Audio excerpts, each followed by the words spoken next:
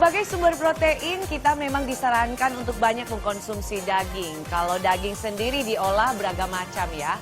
Ada yang diolah menjadi sup, rawon, sampai mereka membuat menjadi steak. Biasanya untuk mendapatkan steak yang nikmat itu, kita masih bisa merasakan daging aslinya.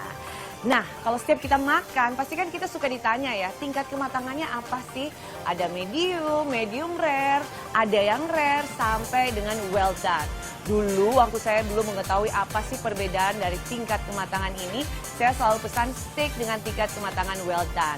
Teman saya pernah mencoba steak dengan tingkat kematangan medium rare. Dan setelah makanan itu datang, ternyata enakan teman saya. Nah, mulai dari situ saya mulai memesan steak dengan tingkat kematangan medium rare. Nah, buat kalian yang belum tahu apa sih perbedaan dari setiap tingkat kematangan steak tersebut, ini dia. Pada dasarnya tingkat kematangan steak ada 5 macam. Tingkat kematangan pertama adalah rare. Daging steak yang dimasak rare harusnya terasa hangat serta berwarna merah terang di bagian tengahnya. Dengan bagian luar yang terlihat terpanggang. Dagingnya masih terasa lembut hampir seperti mentah. Hanya bagian luarnya yang terlihat dimasak. Cara memasaknya, steak harus dimasukkan ke dalam wajan panas dan dimasak sekitar 1 menit pada setiap sisinya. Yang kedua, medium rare. Cirinya akan terasa hangat di bagian tengahnya dengan bagian berwarna merah yang lebih sedikit. Jenis ini sangat digemari oleh orang Prancis.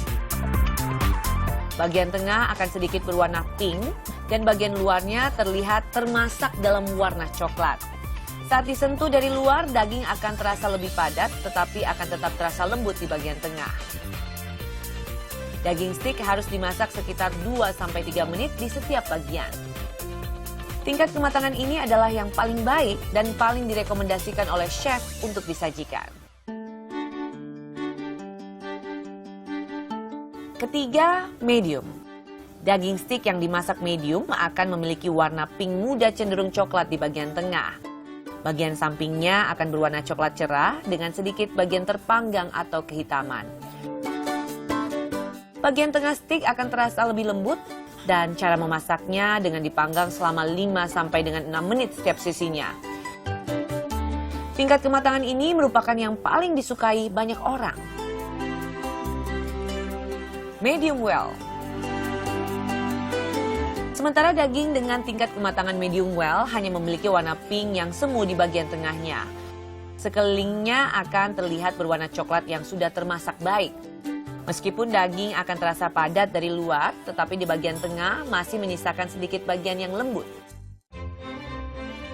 Tingkat kematangan terakhir adalah well done. Bagi yang ragu pada anggapan baik tidaknya konsumsi daging merah bisa memilih tingkat kematangan ini. Meskipun bagian daging telah matang menyeluruh, bagian luarnya tidak boleh tampak hangus. Keseluruhan potongan daging akan terlihat berwarna coklat dan akan terasa sangat padat dari luar. Tingkat kematangan ini tidaklah mudah untuk didapat karena harus dimasak dengan api yang kecil dan secara perlahan agar bagian luarnya tidak terlebih dahulu hangus. Daging boleh dipanaskan di dalam wajan dengan api sedang sekitar 10 hingga 12 menit setiap sisinya. Nah, itu tadi tingkat kematangan yang ada pada steak yang bisa kamu pilih. Cuman saya ada sedikit kekhawatiran. Orang-orang kan suka bilang nggak boleh terlalu banyak makan makanan yang dagingnya masih mentah atau dagingnya tuh masih merah. Karena katanya ada bakteri yang belum melewati proses pematangan yang belum mati. Dan itu rumorsnya lumayan banyak loh orang ngomong begitu. Coba ya, kita tanya ahli. Apa kata ahli?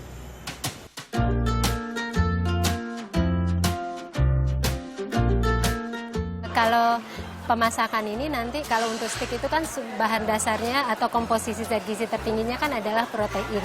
Nah, jadi kalau protein itu memang ketika kena panas yang terlalu berlebih dia akan mengalami degradasi atau mengalami proses penggumpalan. Jadi menjadi protein itu rusak, mengalami kerusakan. Nah, untuk steak itu yang paling baik adalah tingkat kematangan medium. Nah, kalau medium itu memang tingkat kematangannya itu menengah gitu ya. Nah itu menyebabkan kadar proteinnya tidak mengalami penggumpalan atau degradasi. Tapi kan pertanyaannya gini, apakah daging yang dipakai untuk bahan olah steak ini sudah terbebas dari mikroorganisme atau tidak? Karena bakteri-bakteri tertentu itu baru mati itu pada suhu yang tinggi dan dalam beberapa waktu ke depan. Kalau medium kan sebentar sekali proses pengolahannya.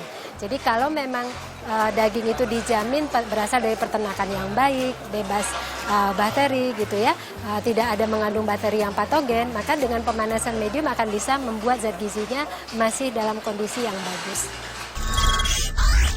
Nah, kayaknya nggak afdol kalau kita tidak belajar bagaimana cara memakan steak yang baik dan benar. Karena cara memakan di berbagai daerah, di negara bahkan itu berbeda. Di Amerika beda, di Eropa beda, di Indonesia pun beda. Kalau di Indonesia kan kita selalu diberikan pisau sama garpu ya. Pisau di sebelah kanan, sedangkan garpu itu di sebelah kiri. Kalau teman saya lebih parah lagi. Dia biasanya potong dagingnya kecil-kecil, ya tetap aja garpu di sebelah kanan dan dimakan. Nah ini kan musim liburan. Kayaknya kalau kalian punya planning untuk liburan ke Amerika ataupun ke Eropa, harus tahu dulu bagaimana cara mereka memakan steak. Ini dia.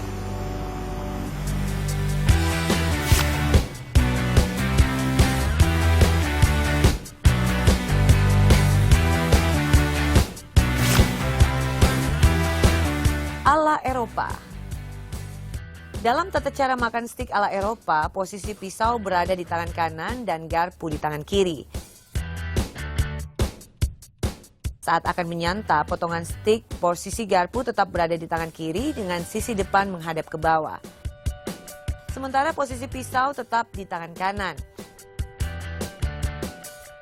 Jadi, tangan yang digunakan untuk menyuapkan potongan daging adalah tangan kiri. Yang kedua, ala Amerika. Kalau di Amerika, kanan memegang pisau dan tangan kiri memegang garpu sambil menahan steak di atas piring. Potong-potong daging berukuran kecil, kemudian letakkan pisau di tepi piring. Setelah itu pindahkan posisi garpu ke tangan kanan dengan sisi depan menghadap ke atas. Potongan daging disuapkan ke mulut dengan tangan kanan, namun tidak berlaku bagi yang kidal ya.